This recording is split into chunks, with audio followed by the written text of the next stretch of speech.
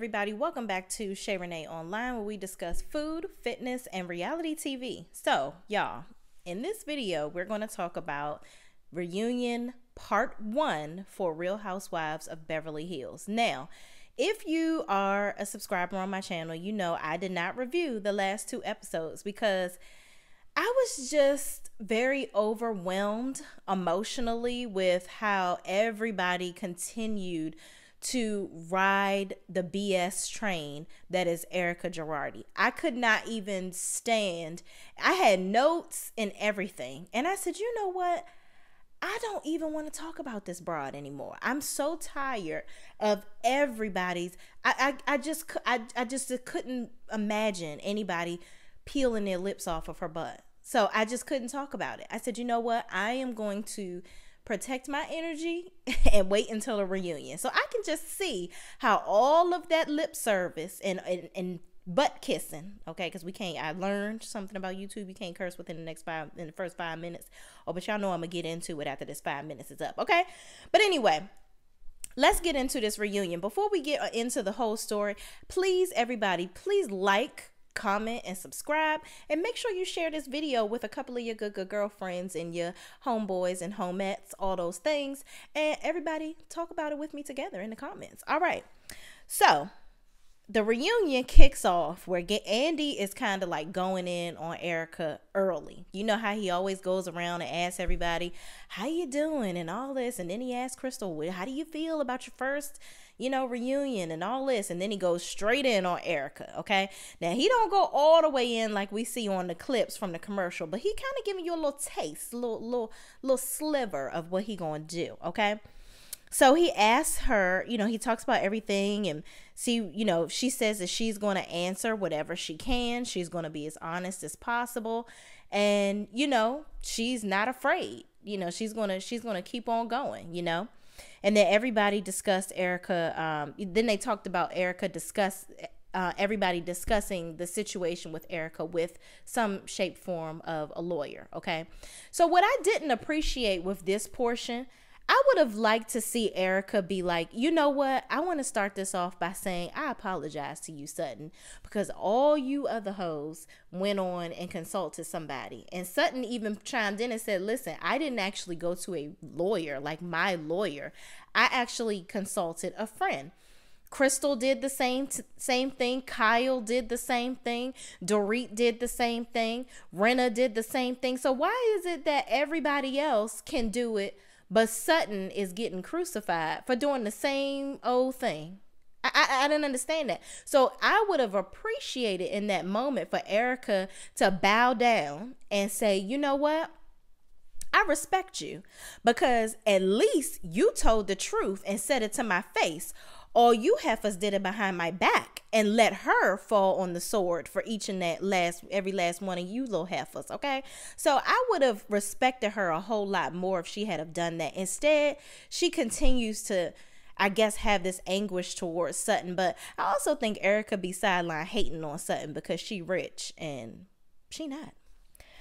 So moving right along, Garcelle, everything winds into eventually, let's get to the real part where Garcelle and Dorit face off. Now, this whole segment of Garcelle and Dorit going back and forth was very triggering for me, especially being a Black woman watching this show. I was actually very excited when Garcelle joined the cast. I love everything Bravo anyway. But to see somebody that looks like me on the cast and that was able to blend in the way that Garcelle did, magnifique. Loved it. Okay, Garcelle has really done her thing on this show, and yes, we know that she's Black, obviously, from aesthetics. We can see, okay, but she doesn't make it like the center of her being that she's Black on the show, if that makes any sense. So I can appreciate her role on here, and I love seeing her here, and I think she does a great job. But what I didn't appreciate is Dorit and Renna just kind of like, it seemed like they were like tag teaming each other, on the couch, like, all right, you go in and then I'm gonna go in, and then you go in and then I'm gonna go in. It's like, really? And Garcelle was handling them. And I appreciate that. They better be glad that she didn't. And you know what? Honestly, I wish Candace from Real Housewives of Potomac could take a page out of Garcelle's book, because Garcelle said minimal words, but they meant a lot. Okay. So anyway, Garcelle and Dorit pretty much face off. Dorit and Rinna say they felt closer to Garcelle after their trip to Del Mar. They felt closer to her after she pretty much opened up. And they talked about how they felt an immediate bond with her once she became, emotional with them, which I get that, because I get it in one or two, yes and no. So I do think that Garcelle does need to show a little bit more emotion, because sometimes they did reference how when Garcelle is around the group, she doesn't really say much, but she says a lot in her confessionals, which I actually have to agree with them. I feel like I wish that Garcelle would say more of the things that she says in her confessionals actually in front of the ladies in the group, because I think that would even more kind of immerse her into the group, okay, and solidify her value even more. She's already brought it this season, and she's brought so much value to the group as it is, but I think that just would have set that upper echelon, like top tier, her being on this show, right? If she would have said all those things to them. And maybe she just doesn't, she's trying to navigate her way into communicating with them without having that, angry black woman stigma that a lot of times we get. But I think that she can still directly convey her opinion without having that stigma on her back, if that makes any sense. So here's the part that I didn't like. So Dorit says she felt an immediate bond with Garcelle, but she feels that Garcelle is passively provocative. Bitch, I'm sorry, we 5 minutes in. Yeah, bitch, who the fuck are you talking to? You tried to go in the dictionary and find the longest word that you can find that is actually a synonym for something that is aggressive. You're trying to say Garcelle is aggressive without saying, you're trying to say she's angry and she's aggressive without saying she's the angry black woman. I don't know who the fuck you think is stupid, Dorit, but ain't nobody stupid out here. Okay, so you're pretty much trying to say that Garcelle is always angry, and no, she's not. She just checks you and puts you in your place when need be. Okay, and you don't have nothing to come back for. You constantly trying to come for her, and I don't even know why. Honestly, truth be told, you should have been going after goddamn Erica. That's what all of y'all should have been doing. Not coming for Garcelle, the only black woman on the damn cast. This is who you want to target? Wrong road, Dorit. Wrong fucking road, okay? Then she proceeds to go on talking as she normally does about a bunch of fucking nothing. She felt like Garcelle was always taking jabs at her, and she felt like, she was always coming after her. And then Dorit called Garcelle a bully. And Garcelle said she needs to apologize to her for calling her a bully, because she felt some type of way about her saying that to her, and it just really didn't fit. And here's my thing. Y'all fucking calling Garcelle a bully, but this broad Erica, she done came for Sutton. She done came for Teddy. She done came for you, Dorit. All y'all. She had smoke blown for every single one of you bitches, okay? But you want to call Garcelle a bully? I don't understand that. And then when Andy said to her, because a viewer brought it up actually, and I'm so glad. I hope Andy does an A1 job for the rest of this reunion. I think he caught enough flack from what he did with Monique last year. So now he trying to get better at his little interviewing skills and stop being biased. Okay. So I hope he continues this throughout the rest of it. So anyway, moving on. A viewer said, why are you calling Garcelle a bully, but you ain't saying nothing to Erica? She tried to glaze over that and go back and say, well, Erica, she had isolated situations with people, but with Garcelle, it just seemed very incessant. Bitch, did you get on Webster's podcast and pick a bunch of words to use today? Incessant? No, Garcelle was not constantly coming after you, ma'am. Okay. You, woo, Dorito ranch flavor. I cannot with you. You, yeah. But we gonna continue on to read because she gets worse. Okay. So moving right along, Dorit calls her, she calls Garcelle inauthentic. Okay. Well, Garcelle brings up the fact that Dorit called her inauthentic and the fact that she didn't like that she called her a bully. But, before this, Dorit did apologize for calling her a bully. And she, Garcelle says she's willing to put that away and, deal with that. That's fine. They'll let that go. And, but, she didn't really appreciate her calling her inauthentic. And then Renna says, oh, you're not going to bring it up anymore? Because Garcelle said she was going to let it go. And I'm like, really, Renna, is this your way to kind of chime in? Then Garcelle tells Renna to hold on because they will get to their issues. Then Renna says, I'll do and say whatever I want. You don't tell me to do anything. I'm like, girl, okay. So who's aggressive now? Who's passively provocative now? So then Andy asks Crystal, what does she think, about Garcelle and her having a tendency to throw darts and run away? Does she think that Garcelle does that? And Crystal referred to Garcelle commenting on Crystal saying she didn't know Sutton until the show. And then in Garcelle's confessional, she said she didn't know Crystal. She knew Rob Minkoff though, but she had never heard of Crystal. And I'm like, well, bitch, nobody did know you. I still don't know you, honestly. You still Rob Minkoff's wife. The man that did Lion King. And he's not even Rob Minkoff. He's the man that did Lion King. Okay, so who the fuck are you?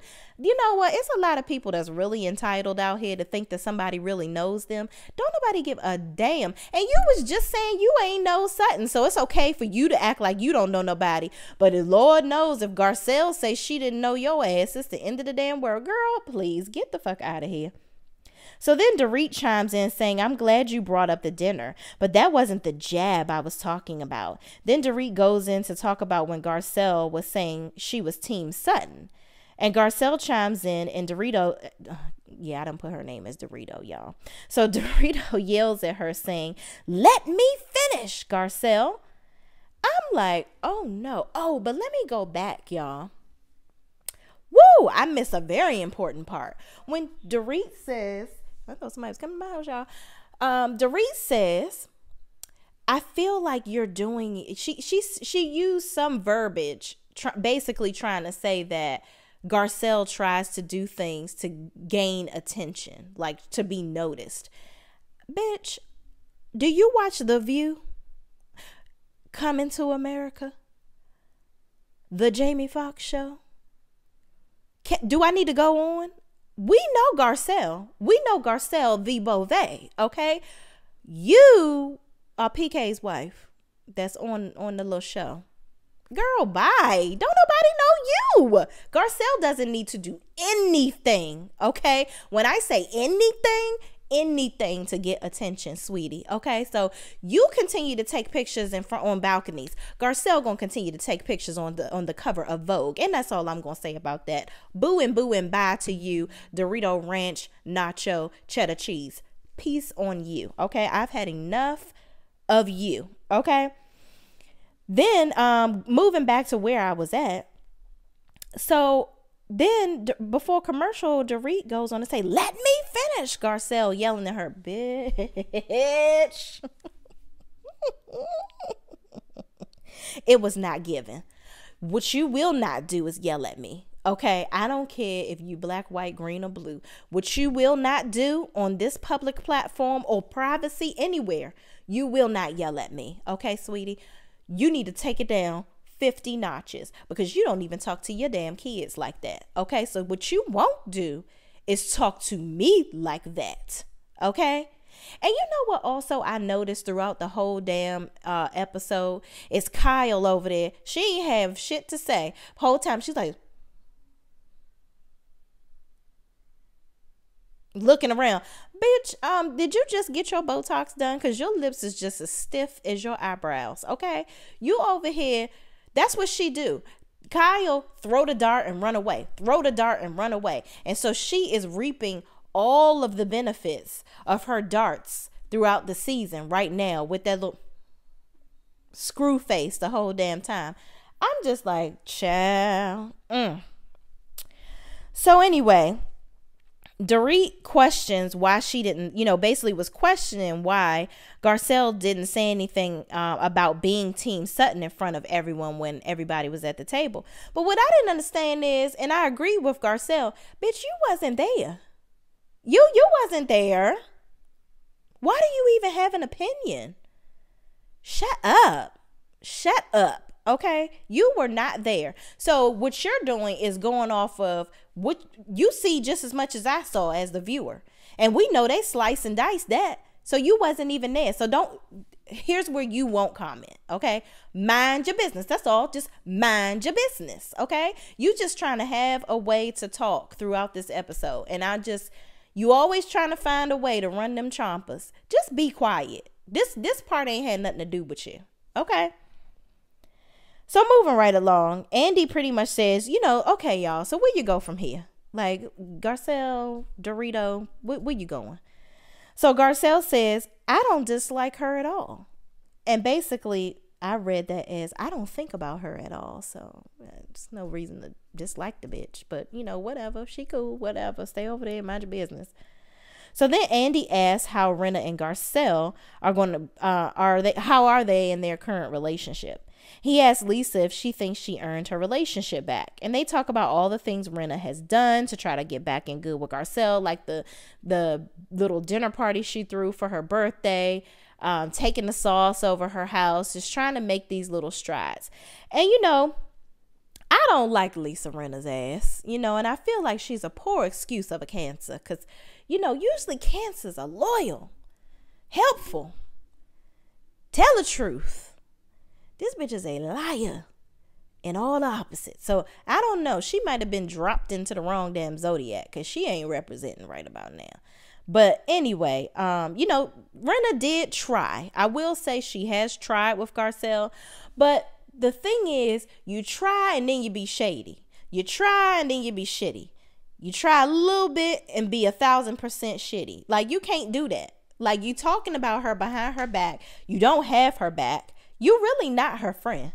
I think you just didn't want no smoke with her this season. So you tried to do whatever you could just to be on a little bit of a good ground with her where y'all not going back and forth too much. But then you get on Dorito's side and just do the most. Like, now all of a sudden y'all tag team. Y'all think y'all tag teaming Garcelle.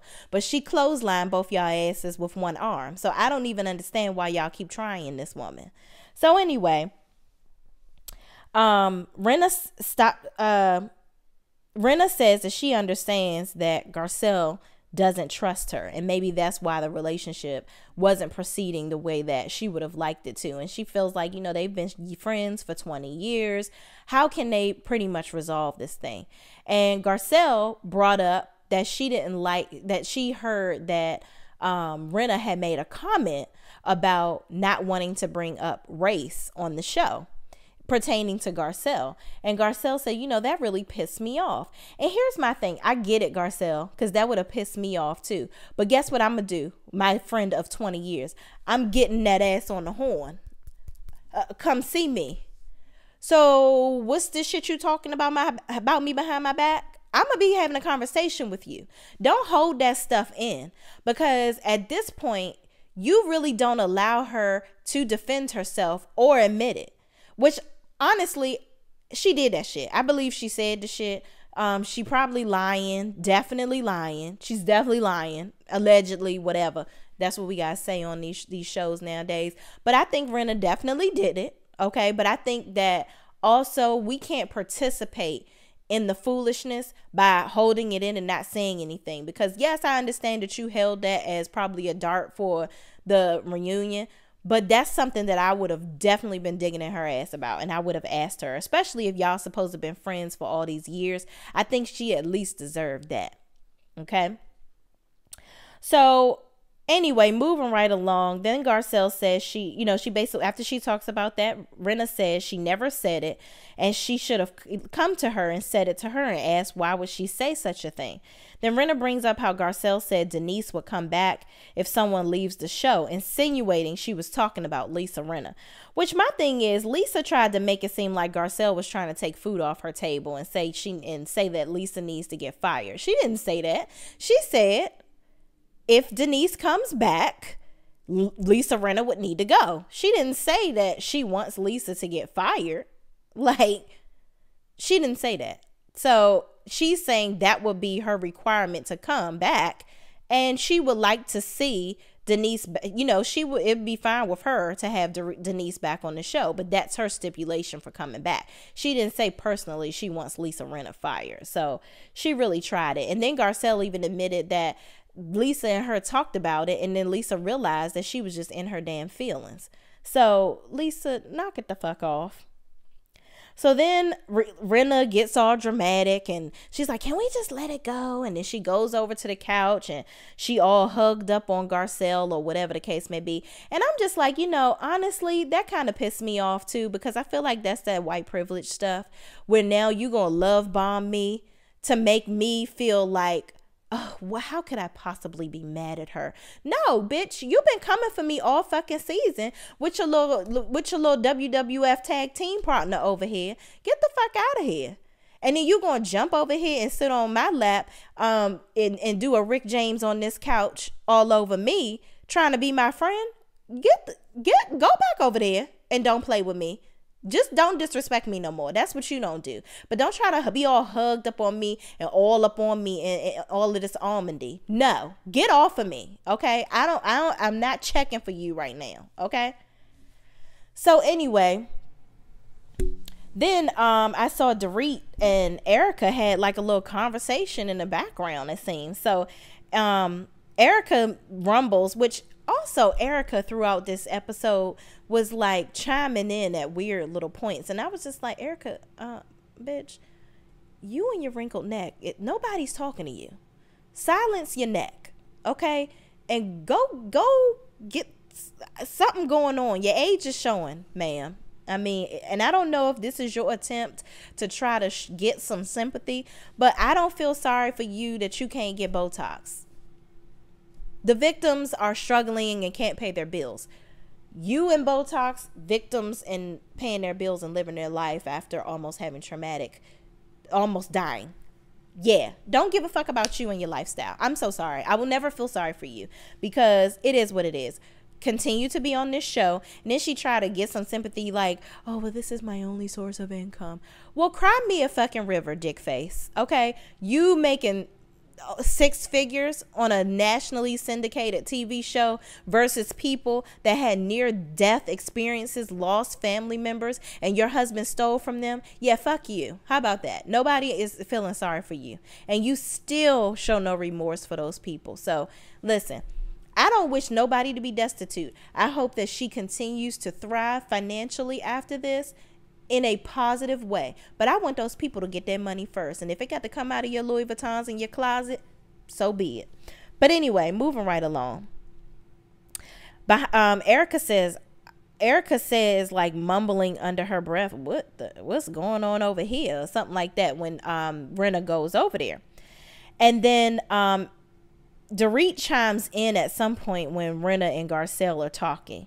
And Garcelle says, okay, let's move. When Garcelle says, let's move on, basically saying, all right, Rinna, let's move on. You done sat on my lap and, I want you to get your skinny little butt off my damn lap, child, because you're about to break my legs. And so Dorit chimes in and says, is it really, Garcelle? Are you really going to move on? Bitch, are you really going to mind your business? You just really had to find a way to say something. Everybody always talking about how much you always fucking talking. Can you practice being quiet? This wasn't about you. You all up in a whole lot of shit that ain't got nothing to do with you. So anyway, Erica says to Dorit when she is chiming in, she's like, all right, Dorit, right now, not right now, that's enough. She was like, then Dorit says, I'm not talking to you right now. Then Erica says, "Oh, girl, shut up." I'm like, "Ooh, yes, finally. Finally." So do you still think, Dorit, you still think Garcelle the bully? Because Erica just told you to shut up. I don't know. I'm confused. Maybe it's, what you say, what's your little word that you passive aggressive, and what's the provocative, something that she was passively provocative that Erica told you to shut up. But anyway, Rinna and Garcelle agree to move forward, and Lisa says, "You know I like you, and if I didn't, I would have said F you." So I'm interested to see how this next this is going to go. I really don't see how this needed to be 4 parts, because I feel like it was a lot of stuff in this episode that could have went. Yeah, we talked about Sutton moving into her house and all of that, and Sutton crying and carrying on and rolling her face up and all that. That was cute, but we ain't need to have a whole segment before a commercial for that. We could have just went right into Dorito and Garcelle putting her in her damn place with very few words and shutting her the fuck down, and Erica telling her to shut up. We could have just did all that. And now we can just go into Erica. We could have did this, bada bing, bada boom, 2 episodes. We done. But bravo, y'all like to drag shit out. But anyway, as usual, thank you guys. I really appreciate everybody that watches my videos. And if you've made it to the end, please, please, please, please, if you got a heart in your chest, in your body, subscribe, like, and comment. Let me know what y'all think. How y'all think, my commentary goes. Do you like what I say? Do you agree with me? And do you disagree with me? Let's chat. Thank you guys for watching, and I will see you in the next video. Peace out.